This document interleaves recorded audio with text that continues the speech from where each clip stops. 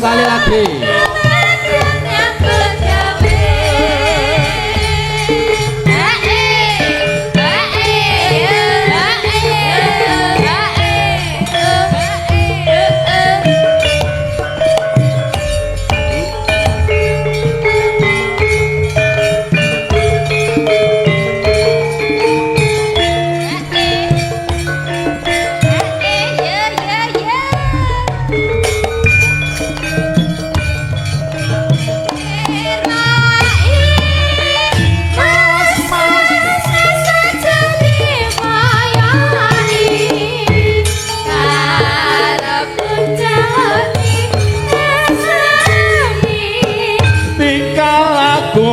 Kudu ngerti cara aja ditinggal kapribaden ketimuran oke keri jaman kok yo sing eling dik eling apa iku budaya jadi bener kandamu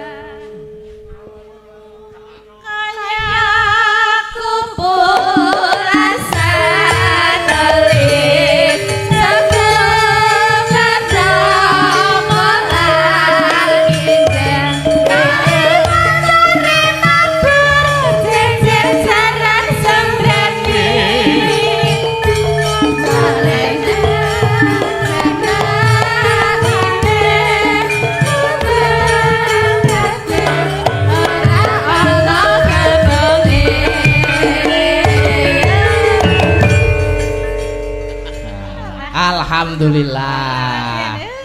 Leren sawetara, Nduk, leren sawetara. Leren sawetara nyelehke rasa yang pertama dan yang terutama nyuwun tepuk tangan untuk Bapak Prayitna sekeluarga.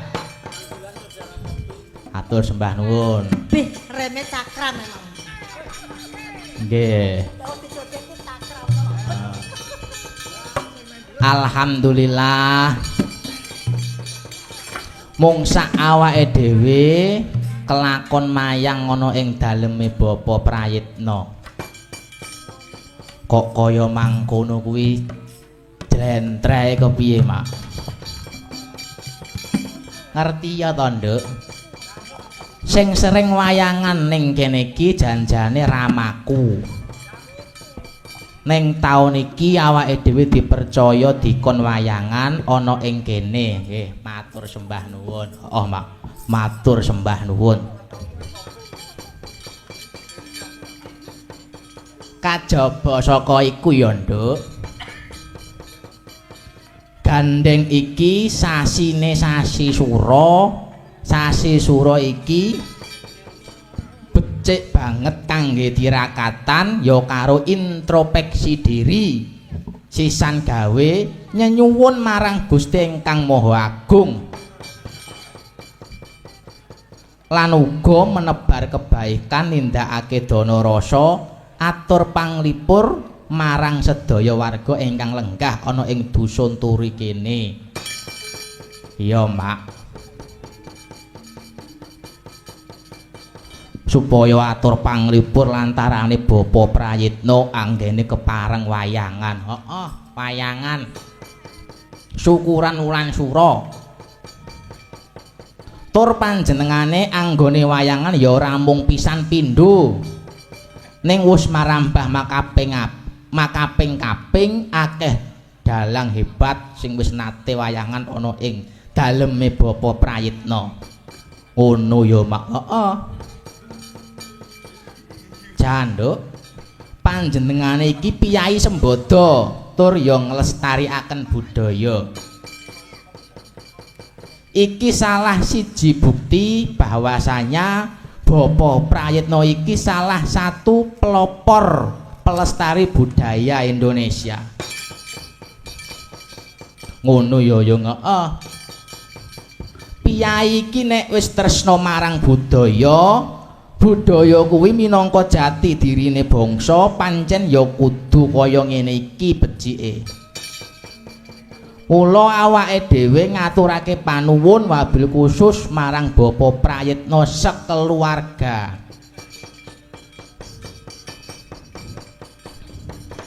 Lan muga-muga anggone sedekawan utawa syukuran bengi iki muga-muga entuk pangestune kiai, para ngalim ulama lan uga sedaya para warga ingkang kepareng rawuh.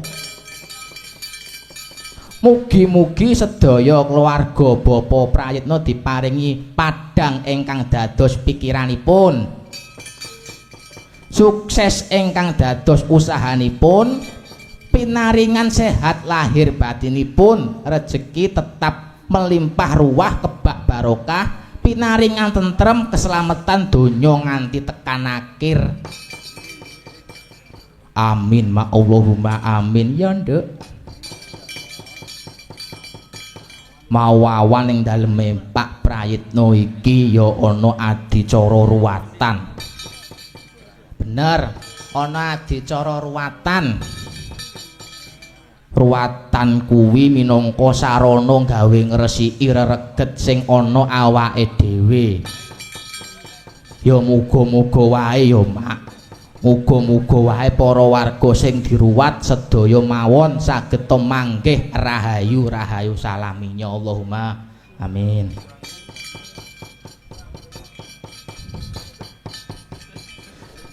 Bapak Prayitna sak keluarga kuwi ya nduk, tak critani kowe. Bapak Prayitna sekeluarga kuwi lan para warga masyarakat kene iki tak akoni janda seneng karo sing jenenge wayang. Ya amarga wayang kuwi minangka salah sawijining seni sing akeh tuntunan lan tatanan tur akeh filosofi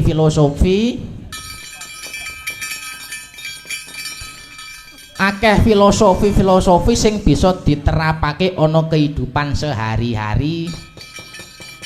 Merga pagelaran wayang kulit kuwi lambange manungsa urip ana ing alam padang, no.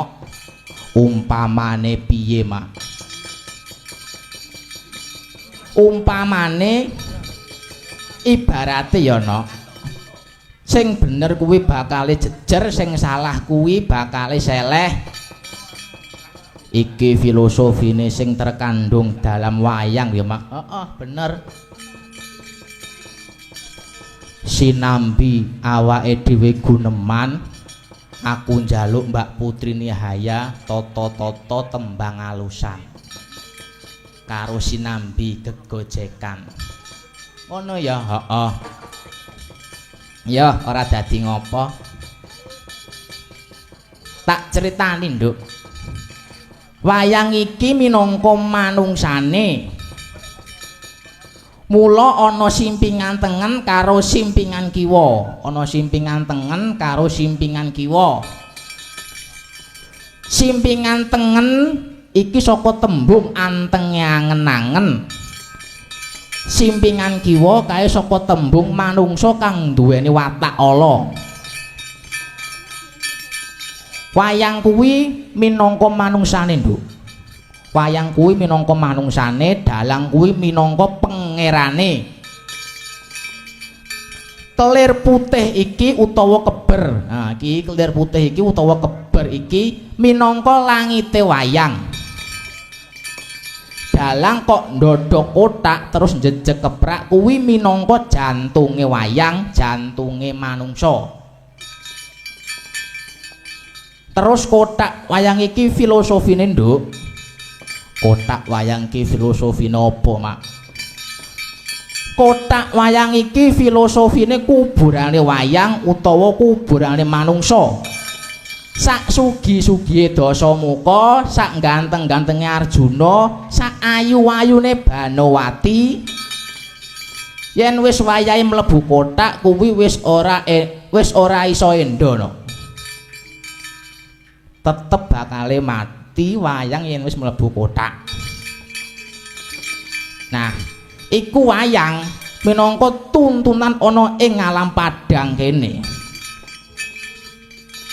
Ana maneh mau, Mak. Contone mau pas adegan bantah pandhita musuh pandhita. Sing gineme kaya ngene iki. Mejang kaya dalang nuturi kaya kiai. Aja gumendhung kumalungkung, aja sok paling gedhe dhewe dupeh kowe pandhita sing ngerti bab kasampurnan terus kabeh kon manut kowe. Apa mok kira kowe sing pinter dhewe, apa kok kira kowe sing paling ngerti tatanan? Kabeh wong iki duwe tatanan dhewe-dhewe, duwe ukuran dhewe-dhewe, duwe pakem dhewe-dhewe. Nek kowe ora bisa ngukur awakmu dhewe, aja sok ngukur liyane.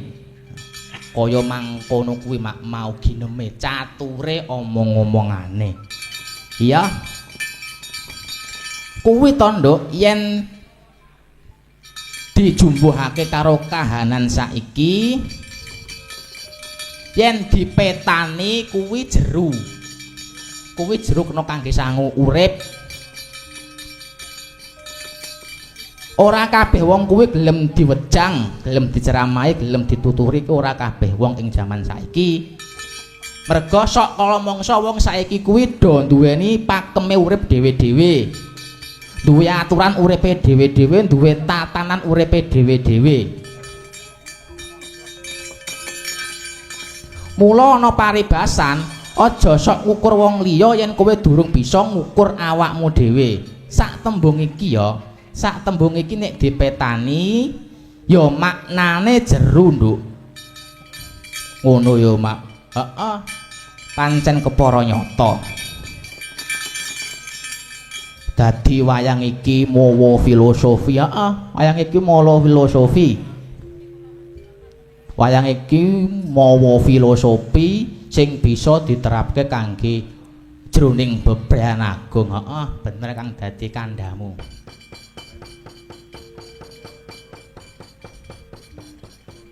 Ya muga-muga wae awake dhewe bar wayangan ana ing daleme Bapa Prayitna. Muga-muga rejekine Pak Pratna saya dilancarake. Saya dilancarake usahane lan sak pinunggalane. Nduk, Allahumma amin. Iki wis wayahe awake dhewe ngaturake lelagon utawa tetembangan. Mau wis tak aturke nalika awake dhewe gojekan, awake dhewe guneman, caturan, Mbak Putri Nihaya. Wis tak kongko nyiapke tembang alusan kangge buka sesi ana ing limbukan iki. Ngono ya, Mak. Heeh. Endi coba suarane Mbak Putri Nihaya ki bocahe kaya piye? Nggih, wilujeng dalu Mas Dalang. Inggih, wilujeng dalu Mbak Putri Nihaya. Nggih. Jenengan sehat, Mas? Alhamdulillah sehat, bagas waras sentosa. Ya. Sik tak ngombe kopi sik. Kula nggih sehat. Kok jenengan mboten tangklet kabare kula, Nok? Engko sik tak ngombe kopi sik. Oh, ngombe kopi sik. Oh, alah. Kopine pahit kaya uripku. Kopi iki jan pahit. Nek legi kuwi dudu kopi ning teh. Aku iki gak sabaran. Aku berarti anu no sik kuwi ya. Sik mending kopi daripada aku ngono. Iya, nek aku pilih kopi. Sampeyan pilih kopine. Oh, alah. Mergo sak pahit-pahite kopi iki mesti ana enake ya ta. Bener wong-wong iki. Sak enak-enake kopi sik enak aku to.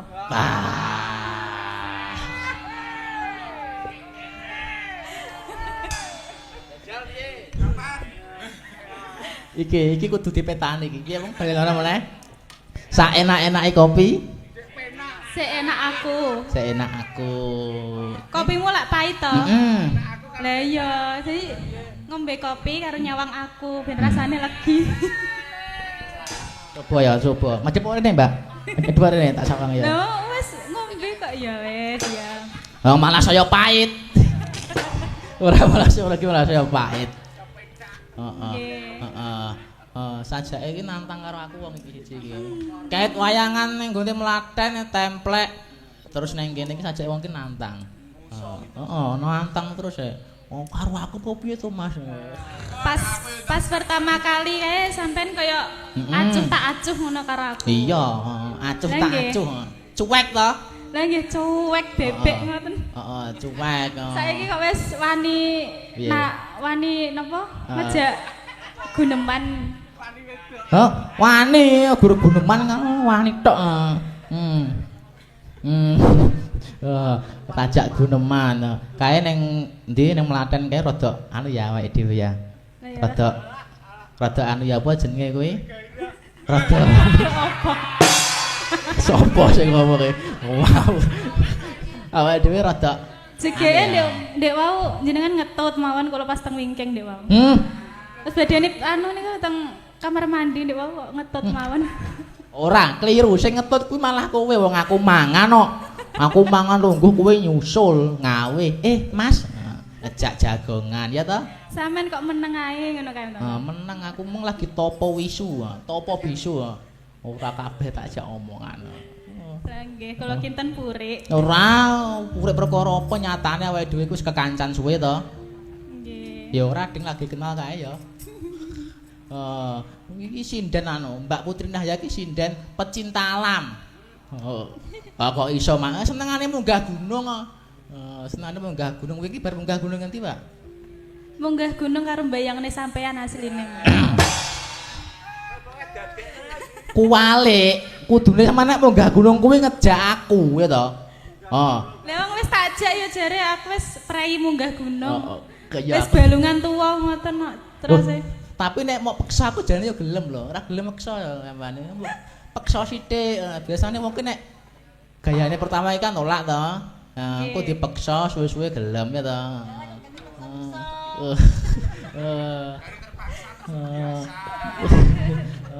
Dipeksa iki penak lho, ngawur e. Munggah gunung ngendi wae, Mbak, wingi? Wingi munggah Gunung Wilis ya. nggih. Gunung Wilis terakhir. Aku wis sore munggah gunung. Aku iki Kalih olahraga, Mas. Olahragane muncak ngoten. Tak ceritane. Aku zaman nom SMA ke sore munggah gunung, Mbak. Sore munggah gunung, wiwit Gunung Limas, Gunung Wilis, Gunung Kembar napa? Urung sik to aku sik. Cuman to. Kok kesusupan pekok ngono. Gunung. Lah, aku ki wis peka, bakale pembicaraane kondi ngene aku wis paham to. Wong awakmu kok. Tapi Gunung Kembar iki nek Gunung Kembar asli. Kok asli Gunung Kembar asli iki aku gong tau munggah. Nek Gunung Kembar sing ora ketok. Kuwi urung tahu. Urung tahu. Iki asli.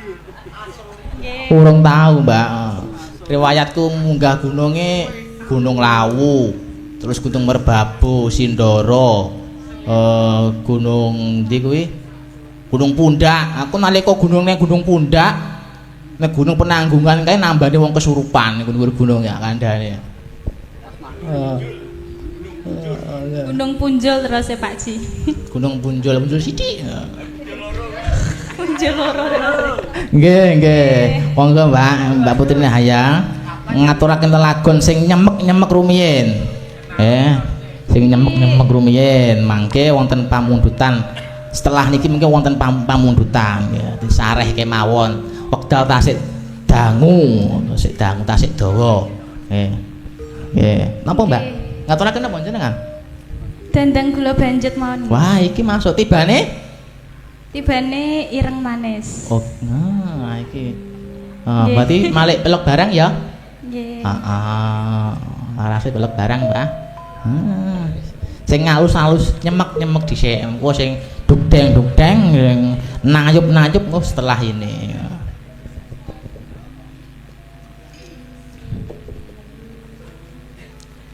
lamun sira bener ora Lamun nggih. Monggo Pak Sak pinten? ting-ting ngono Mbah untuk banter Lune sak pinten, Mbah?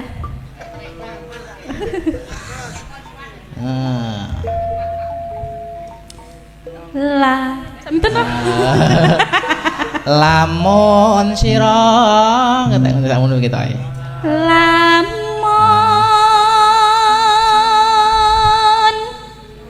harsa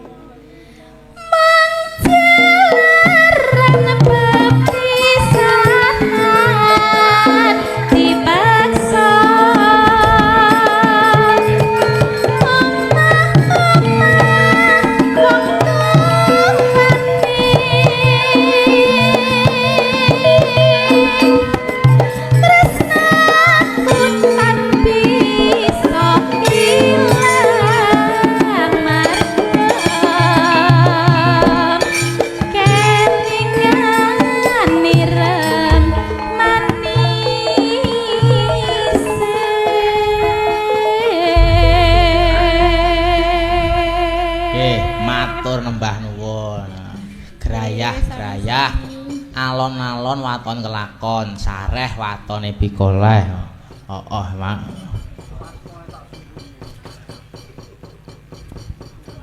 Iki ana pamundutan, Nduk. Nanging sadurunge aku ngaturake pamundutan, iki ana cerita, iki ana ujar saka Bapak Prayitna nalika mbiyen Nduk jaman nalika semana.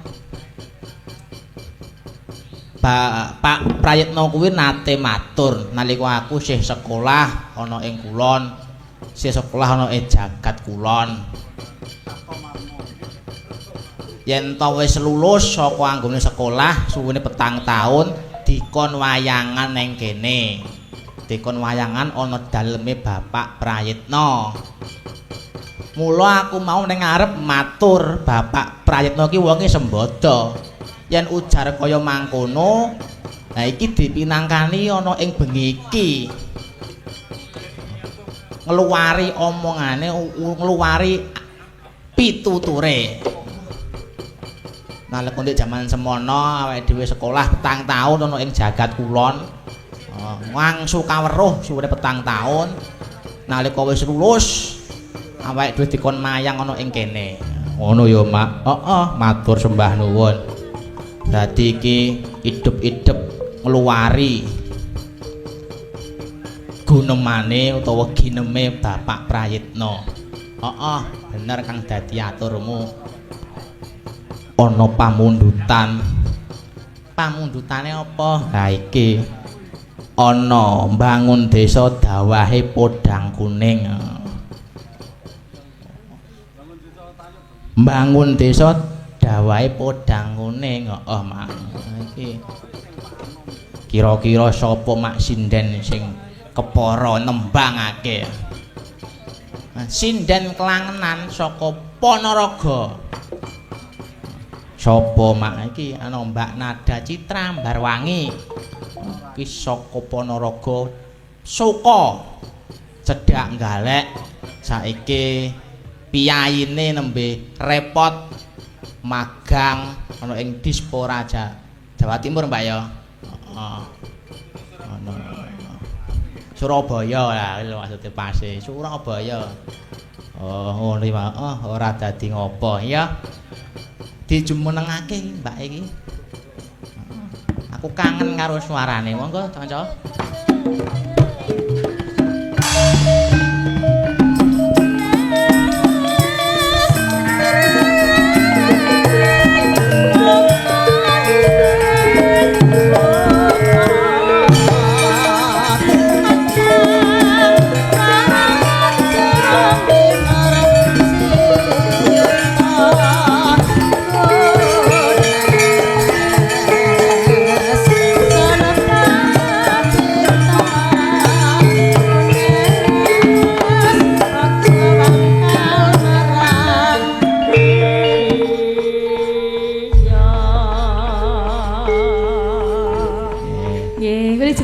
Wilujeng dalu Mbak Nada.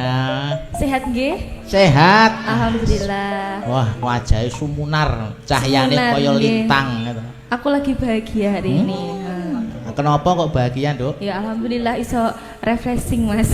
Oh iya, Dek. Lagi mumet. Lagi mumet-mumete ya. Heeh, iya, nggih. Kudu kaya ngono, refreshing kuwi perlu Wau jenengan ciros nek kangen swara kula. Iya, kangen cen aku kowe gak tau ngrungokne swaramu. Kangen swara apa wonge? Kabeh. Ya. Ya kae sing jenenge kangen swara niki kangen wonge to ya. Nggih mergane. Wis gandengane. Hah? Pripun? Wis gandengane, mosok swara tok gak nek wonge ya. Lah nggih. Terus piye? Pripun wonten dawuh? Lah niki wonten pamundutan Mbak Nada niki. Wonten bangun desa dawahe podang kuning. Berarti bangun desane kur bareng-bareng ngaten. Nggih. Desa podang kuning. Podang kuning nggih. Heeh. Ketoke penake nek ditayubke ya? Nggih, cocok. Heeh. Tayubke. Setuju mawon kula iki. Nggih. Sajake suarane kok bindeng, Mbak. Kenapa apa? Kula mboten bindeng niki, biasa kok. Oh, biasa. Biasa. Oh, tak kira sik pilek. Mboten. Oh, kados nika. Kok marine suwi. Ngri enoke. Ngri. Iki sehat ya? Sehat alhamdulillah nggih. Wau cirose ditayupne nggih. Berarti bapak-bapak ingkang kersa beksan saged minggah teng panggung berarti. Dimas iki kon beksa ya. Oh, Dimas. Ayo beksan.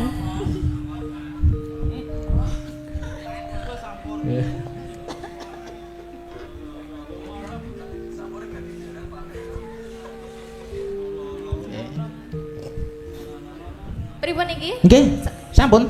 Sampun pripun? Loh, jenengan sampun siap dereng? Sampun. Oh, sampun nggih. iki langsung aturake kemawon. Ndet dereng ditok-tok. Oh, dok-doknya saya. Sajaknya ini. Wong klasik-klasik iki ngene iki gak didok-dok iki gak muni.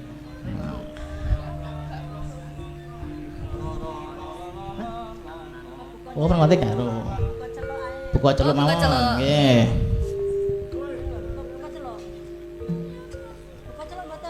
Buka celuk.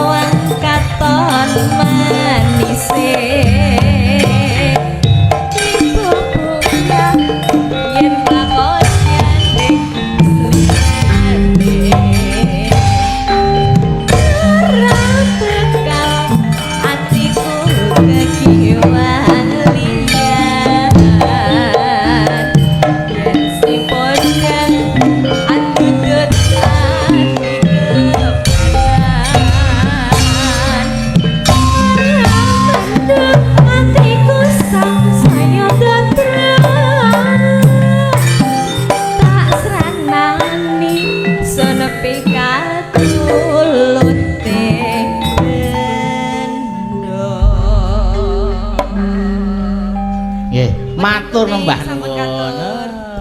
Nggih. Wah, suarane jan apik. Ya, dasare ya jan sinden saka kulon Ponorogo. Iya, saka Jawa Timur Ponorogo. Iya, Mak. Yen ora kleru. Yen ora kleru awake dhewe iki mau nggawa bintang tamu sajae. Aku yo lagi wae tepung lagi wae kenal. Bintang tamu saka ngendi to, Nduk? Ora ngerti, Mak, wong aku dhewe lagi kenal. Aku dhewe iki lagi kenal. Oh, heeh. Kaya ngono. Padha nek kowe ora kenal saya meneh aku. Aku yo ora kenal. Lah iya. Kejaba saka iku, Mak, sadurunge awake dhewe nimbali bintang tamu iki yo akeh para dalang sing rawuh nyengkuyung awake dhewe pagelaran. Oh, ngono ya, Nduk. Ana sapa wae? Iki ana pepundenku Bapak Kentir. Pak Gondo Parjito. Nggih. Sesepuh dalang Anjuk, matur sembah nuwun nyuwun pangestunipun. Nggih nderek ajar. Oh. Ana meneh sapa? Lha kuwi Mas Bambang, mbuh tapi ning ngendi parane aku ora roh.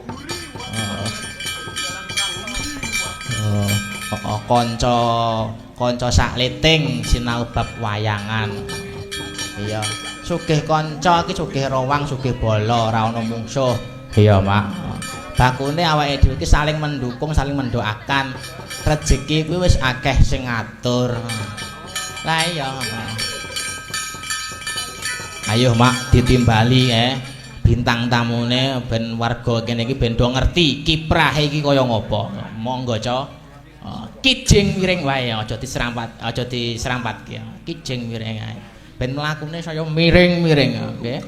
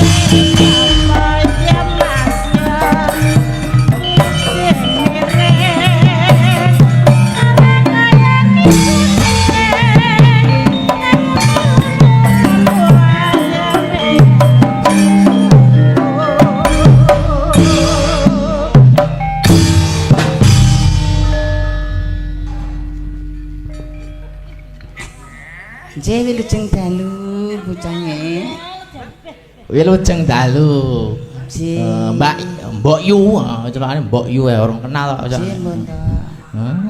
Pripun? Nggih. Urung kenal nggih. Urung kenal sing. Sing kenal ngur sing kenal ngur Pak Prayitno tok lho. Heeh. Kanca Pitil Brambang ya to? Ya ya sirat barang ngono kuwi. Halo Mas Bro wis ngono kuwi anggere tak kei. Sapa? Sing urung mau kei sapa? Wong-wong lho. Ajeke kok ngekei akeh wong. Nak piantun kene ya wis rasing neh Mas. Kula Mbak Tumpuk. Kolalatan berbet. Iya Bendung Rejo. Sambirobyong. Sambirobyong. Nggih. Iki meng jane Pak Prayitno meng muni ngene. Ngendikane ngene. Pengko Kijing Miring iki diterusne Songo Kidul jane. Wah.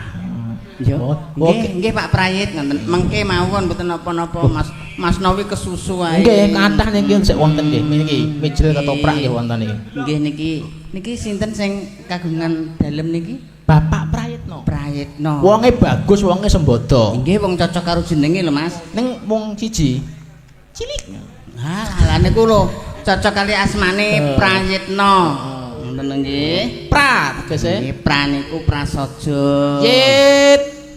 Sik to, kowe nahmu kesusu selak nanti te munggah gunung apa piye? Heeh. Mung jare arep munggah gunung. Kencan aku sawo nang Mbak Tumpuk nek kon munggah gunung. Prasaja niku napa wontene nggih ngoten niku dadi blak kotang terus terang ya nak. Yit niku tak maknane teluman. Z I T. Oh, Y I T. Y niku maksude yakin. Yakin apa sing dileksanakne niki pikantuk berkah Gusti. Allahumma amin. I niku tetep iman. Iman marang sing gawe urip. Manembah. Nggih to. T niku takwa. Takwa sesuai kalian dasare Pancasila. Takwa kepada Tuhan yang Maha Esa. Apa terus? Kok K to? N. No langsung wis ki. No ki ngendang. Oh. Dewi lho no ngendang tenan lho. No ki ngendang nek to. Ora. No ki nampa. Nampa kasunyatan apa sing diparingi karo Gusti ki panggah ditampa. Nah, disyukuri. Sing penting ikhtiar. Ikhtiar ki sumendhi nang ngersane Gusti wi jenenge wong sing tawakal. Nggih muga-muga mawon sesuai karo Kijing Miring Mang. Heeh. Jarene tuku sapi kok mangan beras. Masyarakat turi padha seger waras. Nggih ta. Apik. Terus mangan gedang rasane legi sing nonton wayang akeh rezeki. Allahumma amin. Ya wis ngono kuwi dadi iki meng apik-apik padha nggawe kudung kabeh. Padha ya aja ngono ta. Iki padha nggawa kudung kabeh aku gak Mas wis gak. Nyapa? Ora aku ora kudungan. Wong ngene wis apik ngene wis ayu. Biyen ra tau kudungan kok. Inggih iki Pak Gondo Parsito ya sik nang kene. Sik pinaraan lenggah. Berkahi. Idalang kabeh lho iki Mas. Endi? Ini iki anu janur ajurku. Mas Jumiran gaple. Mbak gople kok gaple. Gople. Anake mbuh nang kene. Terus Pak Jumadi. Iki lho gendrek kemasan sing brengase ngantek brengose tedas gedhek lho. Lah niki sing gampang niki ngidalang. Nggih, Beyuh nritil iki nak dalang. Nggih, lha niku sing mbabok niku nggih dalang kawentar niku ngantek pangkling. Mun niki melekan Mas nggih. Melekan tirakatan ujube tasyakuran. Tasyakuran awan-awan wis ruwatan. Lah para wira pradangga ki menawa nek ana sing diruwat. Ya kapan-kapan apa sing gampang ki diruwat dhisik. Nggih gujek lho Mas. Nggih nyanyi Mas nembang. Nggih. Wis aku ki mangesan tuku ora munggah kok Mas prosoku. Aku nang nguri kono awur kompor. Lah ngopo? Godhog banyu, godhog wedang nyampo wedang kudu digodhog. Godhog banyu aku. Oh iya bener. Godhog banyu. Godhog banyu kayak gula karo kopi. Dadine wedang kopi. Wedang ku saka tegese ngawe kadang. Wedang ngawe kadang. Rokok. Rokok ke moro-moro takok. Nak moro ke kudu takok mulane nak sowan nang gone pini sepuh kudu nggawa rokok. Rokok. Kok nah moro kuwi arep takok. Nek korek. Non? Korek? Yo mengkorek. Nggih, wis jan pinter saiki, Mbak. Wah, wis sasur-sasur-sanan aku. Wegah no. Nggih. Iki enek pamundutan apa? Mijil ketoprak iki. Yo iki lho 1 loro 3 4 5 ayu-ayu kaya ngene. Ora dicakne ya ngemang-ngemani. Kira-kira milih sing paling mau seneng ki sing ngendi? Kabeh seneng. Ya ora mungkin mosok kabeh poyo ngayah. Lah niki lho, Mas. Oh ya ayu-ayu kaya ngene ya salah satu daripadanya ngoten to, Mas. Heeh. Dan dikongkon tembang. Ndi, sing ki ya ora. Mbak Tumbuk. Dalem iki lho sing cilik dhewe. Ica. Iki sing cilik dhewe iki yo. Ono nada. Jadi ketoprak. Milio, men milio. Gak nak sing mijilen iki sing kidul iki. Berjuang desa. Engko mijil ketoprak. Lali-lali bareng ngono. Dek zaman berjuang. Lah, iki dek iki lho. Ya engko iki ngono. Dek iki. Ayo liyane. Siapa? Iki. Ana sapa Bumina? Bumina. Nggih, Bumina. Monggo. Nggih, Bumina iki. Pinaraan. Anggen iki pelok napa slendro mijilipun. Mijilipun. Aja kemijilen. Sing penting gak kemijilen. Pelok biasa ya. Nggih maju nggih pelok biasa. Mas Pak Jumbati Gedrek Jumati nggih rawuh. Pelok biasa Pak Cito nggih rawuh. Nggih ya. Kok pelok barang kadang barangnya gak digawa. Pelok biasa. Ayo Mas Gople, minger Mas Gople. Mas kowe wi, kowe yo melok-melok to. Aku mari cemburu ngono wi. Ya wis ya tau Masku barang kok. Iki nang dinding. Tahu ana cerita apa? Nang dinding kon berkahi kula niku. Anu Pak Mas Dalang. Anumu. Kados Mas Gople ngeten iki penak radenane. Oh. Percaya aku. Yo. Ya sak umur-umure anak wae ngene percaya. Direngeng-rengengi ngene wis turu. Tak lus karo apa kuwi? Yo karo mosok lus-lus karo kipas. Kambang lho. Terus malah turu. Anggonmu wi. Malah gak iso turu. Dilus-lus manter gak iso turu. Dadi kipas kuwi ben maser. Mijil Nggih. sing kok Mijil ketoprak. Anu, lah ngoten tintingane kadok banter kuping. Karo anu matur suwun kali Hand Pro. Kupingku rada budhek ya, Audio Mas. Protection. Mas Gople.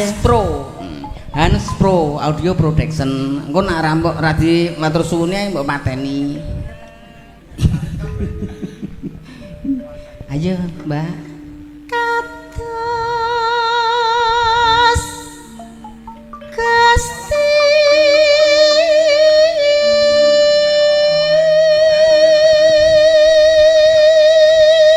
Piye? Suarane piye?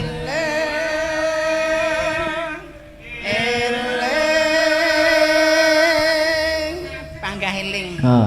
Sinambi ngomong, sinambi jagongan, kalem-kalem wae. Pinang Pripun Mas, Pak? panggah eling. Ngadeg. Alah, Ya wis ayu tak ngadeg to kene. Gak apa-apa ya, ora kena dijogeti yang meneng itu ya. Sampean yo ngono kaya awake ngene iki ora kaya nak ngadeg ya.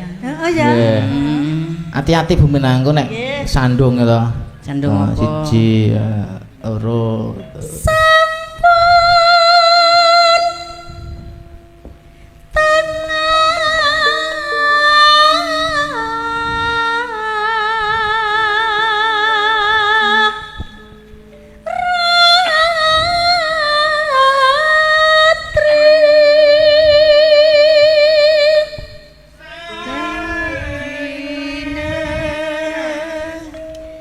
Santinek enek sing anak kompak iso weneng aku Mas Dalang. kok enek santinek ke barang. Anak sing santineh.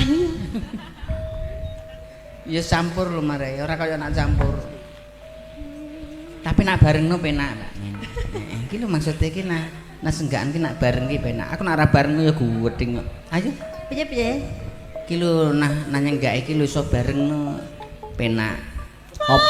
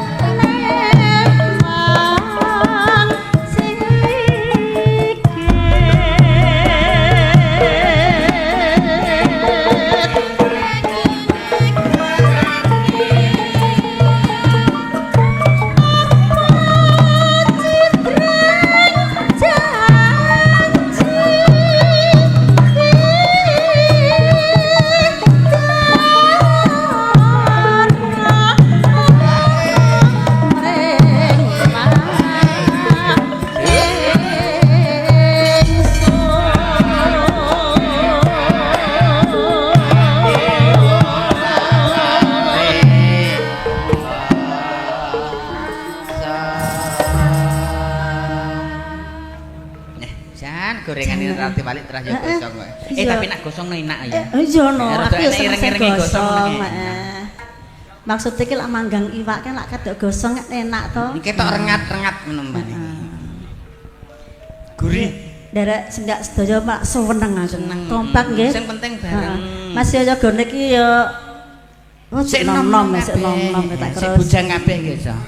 Heeh. Niki sing genter iki sik nom ki rong tukul. Mas Jamiran ki ya sik nom ki heeh. Wes dan mening pengendane ya sik. Mang kados Gusti cakepane saiki tak gawe dur bijung mbane gak apa-apa to? Nggih mboten apa-apa. Timbang kok nake entar ya enek aku mbane kok lali sen Pak Mas Parjito. Piye Pak Jum? Gak apa-apa Pak Jum. Nggih, mboten apa-apa nggih.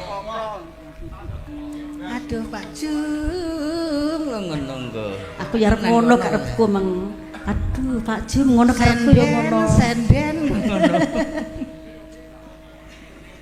Tapi yang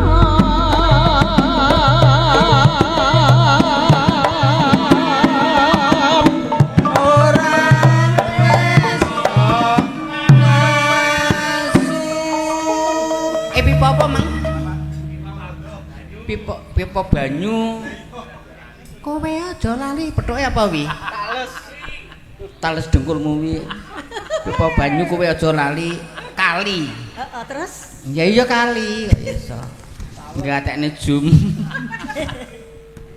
ngapunten juragan Monggo dipun sketsaken. Kanjeng majikan juragan.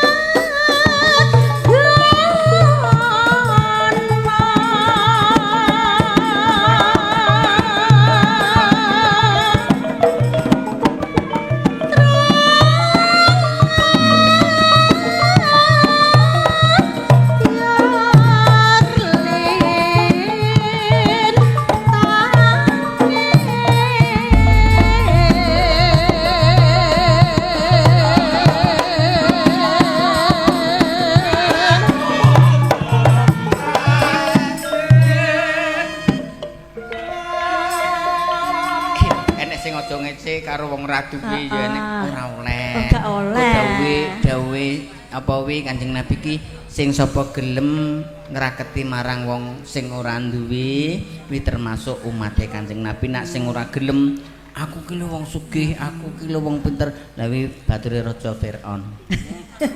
Pilih ndi umate Kanjeng Nabi karo Kanjeng Nabi. Sajake kok terceramai jane jenengane jane ora ki mang lho. Apa to? Oh ngono aja beto Pak Parsuda kan aja ngece marang wong ora duwe. Oh iya. Pitutur jenenge to. Tutur. Ora leh. Wis ya tutur-tutur ta, Ndul. Kok Ndul. Mas, Ya tak tuturi. Aku wis tutur-tutur akeh ya. oke ya. Aku ora patek gaduk kok, Mas. Wah jenengan ki ya. Ayo. Terusno.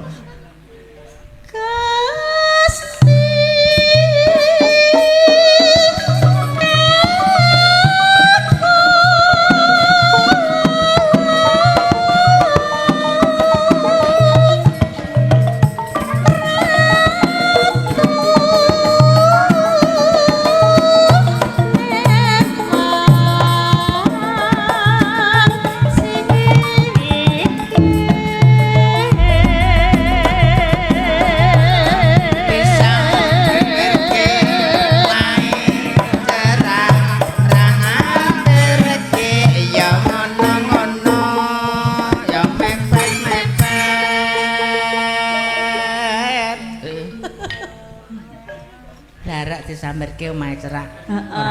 Yo tapi yo sipir merambat nang kawan. Terus senajan ora mampir ning ketok liwat. Lah, ngono wis seneng yo. Wis seneng. Wis seneng ya mbak tunggu Wis ra yo. doyan mangan. Aku nak kangen karo Mas Jumi kok sliwer ngene wis mambu gandane nempane ya wis seneng. Berarti ketok sehat. Aduh seneng ke koncoku kok mambu kringete tenan. Otek ora slewah blas lho kringete kuwi ora iso obah. Seneng. Apa wis tahu? Aku nak karo Mas Jumi wis ngene kok. Alah, kae to. Mas Jamira Cemburu. Ingat aku cemburu. Mas Gople cemburu. Namung gojek kok Mas niku. Ayo.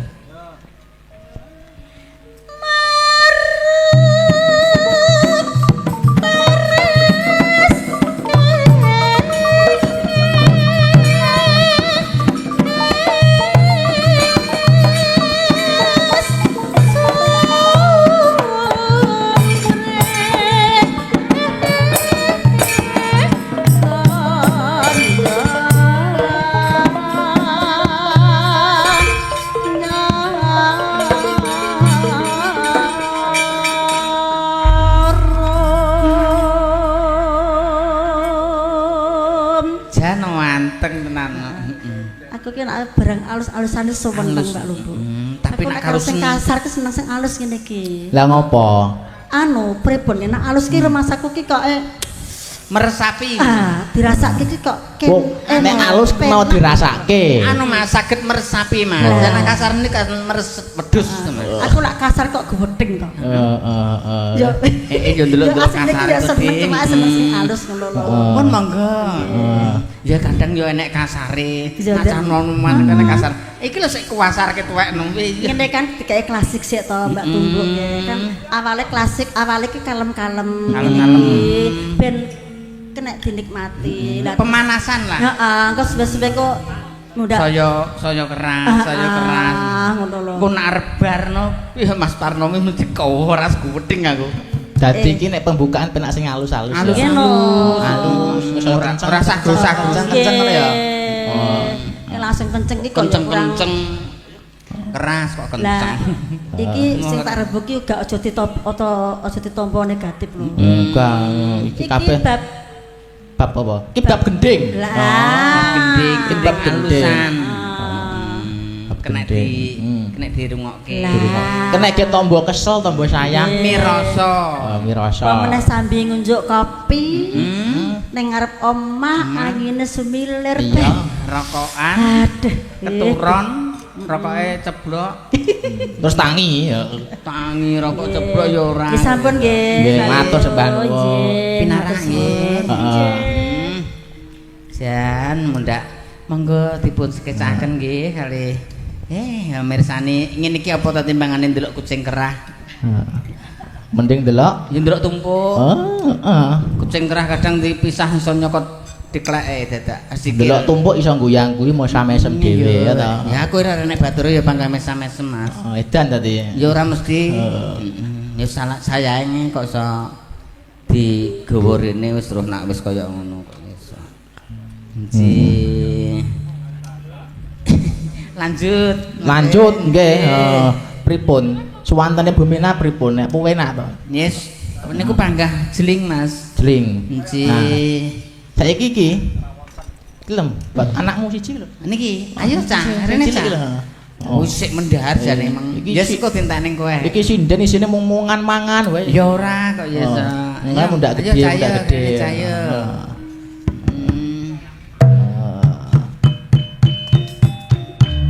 Ayo. Ayo.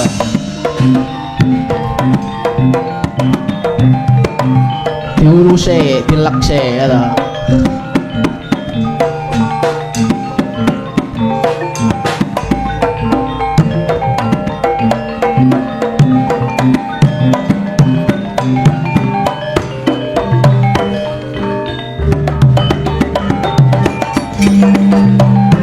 Tung tung. Tityani gandayani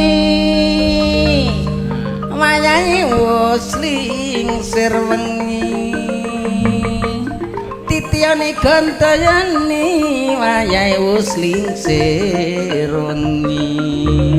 Wayahe wusling sir wengi.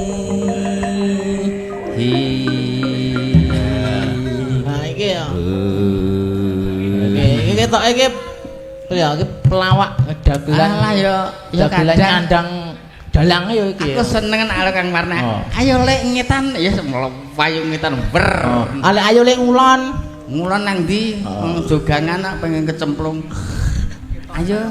Nggih, sugeng dalu. Dalu. Mak Limbu, Mujange, sugeng dalu Mas Joko, sugeng dalu Mak Tumpuk. Nggih niki spesial kerawuhan Pak Sopo? Parcito. Nggih. Ale Pak Sumadi. Nggih, pindah Anu, sepuh. mak tumbo. Dalem. Cah cilik iki lho ya ta. Madhep rene to. Pripun-pripun. Cah cilik iki dhek lagi pentas SMP ning SMA. Niki. Oh, ceramah ono. Bahaya iki. Cah lagi gede kan iki bahaya nek gak diceramahi. Iya, cik sekolah no ya. Heeh. Nggih, Kelas piro? alhamdulillah. Kula badhe minggah kelas 10 nggih. 10. Nggih, nyuwun pangestunipun jenengan. SMA ya.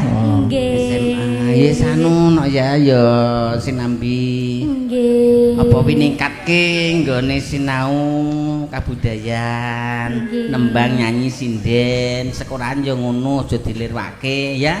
Ora usah endi pacar burung. Nah, iki lho, sing penting iki poine. Endi pacar burung. Alhamdulillah dereng, Mas. Padha aku mbiyen yo ngono nak rung Heeh. lulus kok kuliah rasah pacar-pacaran. Aku mbiyen si SMP wis pacaran terus malah kecendrat rasa dhuwur ngene iki. Oh. Astagfirullahalazim. Mbak Tumpo, aku iki roh. Kamu omongnya piye? Pacaran. Urung dipacar to? Nggih. Aku wingi roh wong gawe story. Piye? Tak tinggal mulai sithik wis mecucu. Metutu. Astagfirullah sinten niku to, Mas? Oh ya ora roh, udu wong kene. Sinten to le? Nggih, Wong mboten. kene. Mecucu ki maksude ki Heeh. apa wi kawani aku enak wong mendahar. Sujune urung keprojot. Sinten to, Mas? Lalu tabuh kenong ngwetrak. Sinten kok kula mboten ngertos to, Mas? Engko nek ngerti dhewe karo. Alah engko sesuai ya Iki lho, paham. iki kudu mok wedang iki cah cilik iki. Wis. Bahaya. Nak pengen Oh. ngerti ya nanggon ibu-ibu iki seniore-seniore ora sanenggonku. Nek nanggonku sinau ngene mesti dadi napa? dadi gawe. Aja tenan. Mas Jumari ya wis dalang ya Allah. Dalang tok to. Cici. Senji. Jenengmu Cici to? Ayo apa? Ica. Aja sampe nang nggone belajar nang nggone tumpuk nyamar wi. Nyamar napa? Wis to, engko mulih glepet. Mulih lepot. Glepet. Lah nggonku wangine buanter lho, Mbak, nggon kuwi. Kademen. Ayo ndak nyanyi apa nembang? Arep Mulih nyanyi. nembang. Oh, aku gubuk asmara. Lah prasaku Anu. memang gibot lah kok diwake dudu operator bae. Engko bacot yang ndi kan iki? Wis sembarang. Niki Pokoke aja dek zaman berjuang. Gubuk asmara engko ning ndi?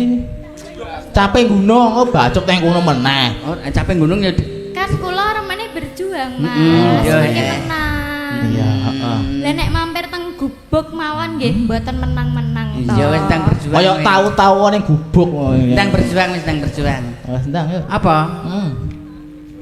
Jadi gubuk asmara. Anu, caping gunung ta? Caping gunung lho. Win mbok goleki dek zaman berjuang yo ora enek. Golek ana caping gunung kok dek zaman berjuang ora ketok win kok ora nol. Niki wonten request gubuk asmara Mas. Sapa sing request? Sinten? Ya sing mecucu mau to. Dalam? Mas Satria. Mas Satria sinten? Wit meneng ae wit. Ayo gubuk Aku asmara seperti ae, ini. Nduk. Langsung. Hati lho engko bacot ning saping gunung. Ayo. Langsung. Langsung. Sik wis dibuka kono sik. Ben diin terus sik. Langsung. BC. Nah, yo, enggak.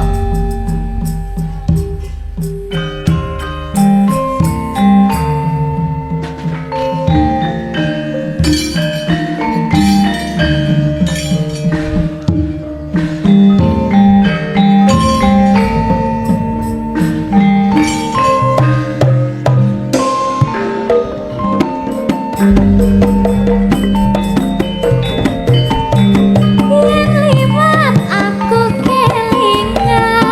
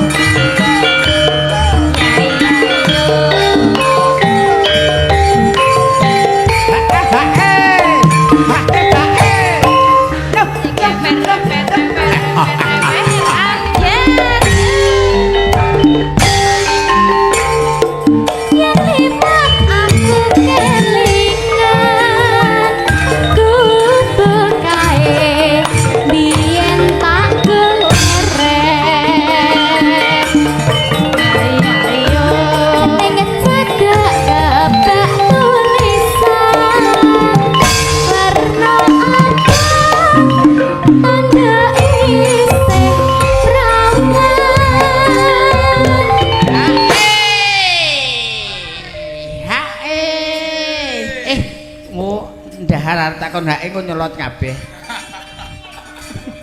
Arep takon hake ngono mak bros ngono manjen nyembur aku. Nggih mendahar. Bapake terus hake ngono pae. Wis dingkluk tok wis hake. Ayo. Jenenge kupokan ora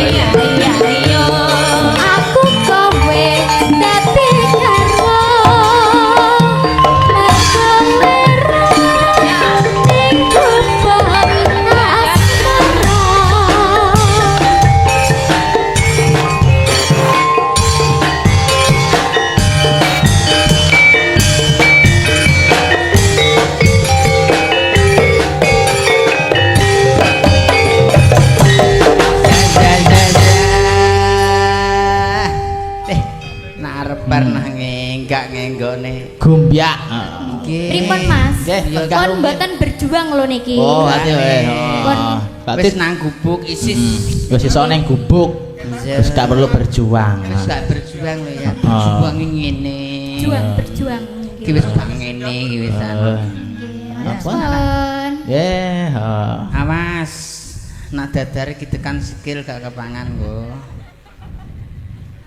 Mbak Tumpuk, niki wonten pamundutan saking ingkang memantau saking YouTube live streaming channel kula sinau seputar wayang. Niki di-live to nggih. Nggih, live streaming. YouTube-e jenenge sinau seputar wayang.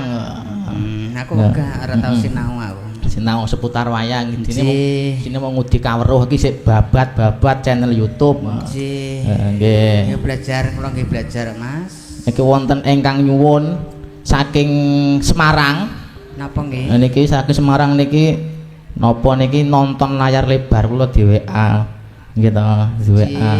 Terus nonton ngantos 784 tuh. Oh nggih ya, 788. Nggih. Layar lebar ungon. Nah niku nyuwun gending lagu Podang Kuning kan sampun. Nah, niki gelo. Oh. Gelo. Ora sah gelo. Ora iki panyuwunan. Wonge mbok aja gelo. Ora kudu sabar. Sareh aku wonge sabar. Nah, nggen kula niku sareh ki cahe lunga. Sabar ndek iki. Tak omongi Mbak Tumpuk. Urung mulih. Dalem. Aku ki wonge sabar tukang momong. Ngoten nggih. Tukang momong. Nek kon momong sapa wi? Nek kon momong nek kon nangoni pinter. Oh, momong. Momong napa kok kon nangoni? Ya momongnya padha karo angon to. Nangon ki wedhus. Nek momong kan wong ya to. Nggih. Ayo dulu ndang rene. Mek gak ngajak kanca mau meh mbok tembangke dhewe. Jarene. Oh iki. Oh. Wokour. Ceko. Bareng-bareng. Oh.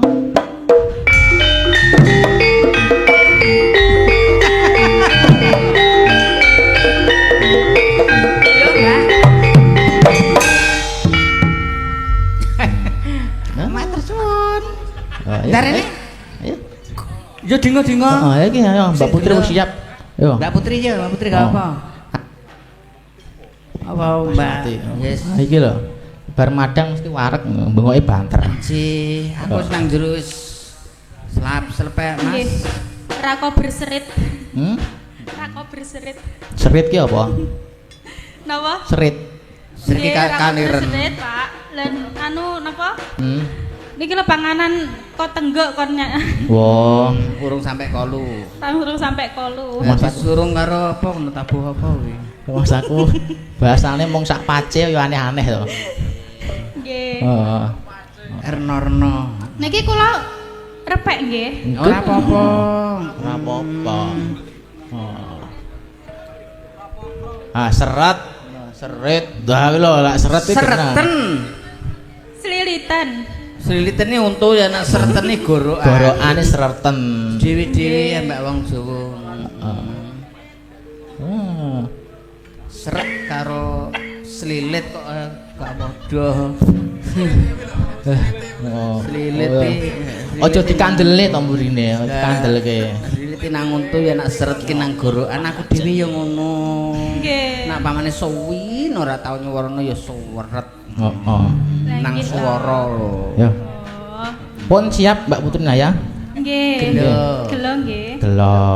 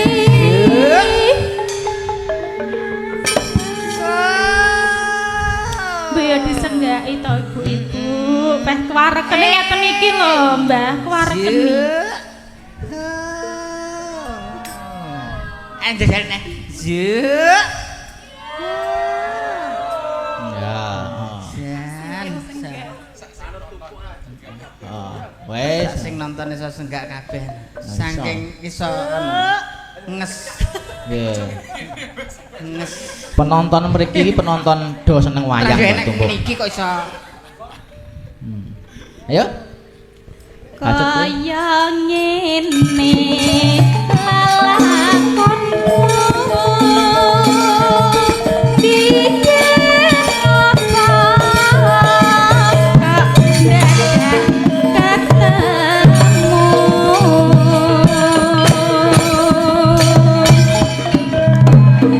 yen pancene ditinggalke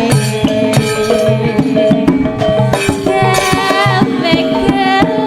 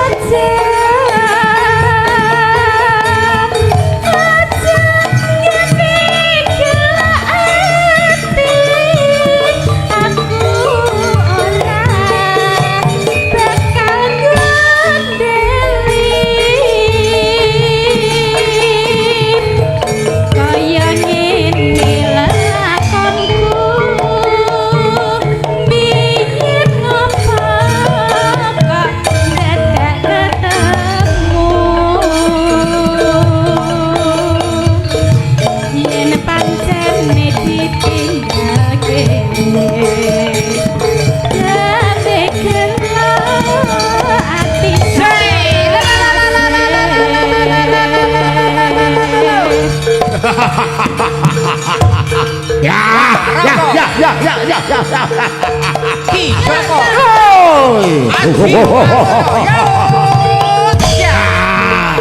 Ya, ya, ya, ya.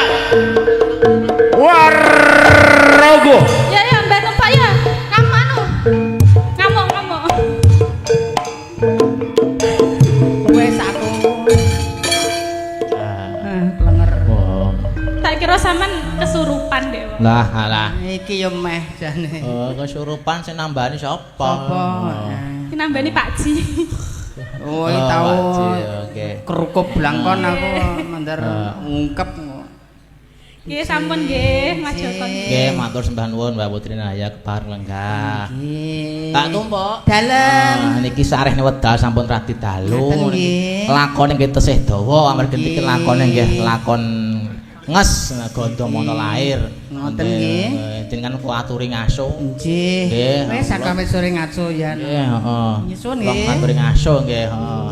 Oh, pangeling-eling, Mak. Pangeling-eling apa, Nduk? Ya. Mas. Anggone awake dhewe gelar-kelir gantung gong kene disiarake lumantar YouTube sinau seputar wayang. Monggo ingkang boten saged ningali wonten mriki saged ningali wonten layar kaca utawa wonten HP utawi TV.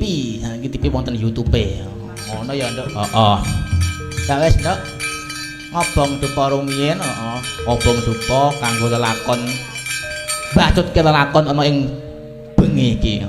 Ayo monggo srembeke, Cok. Buku sing dupa kumelun nanging sanget angin.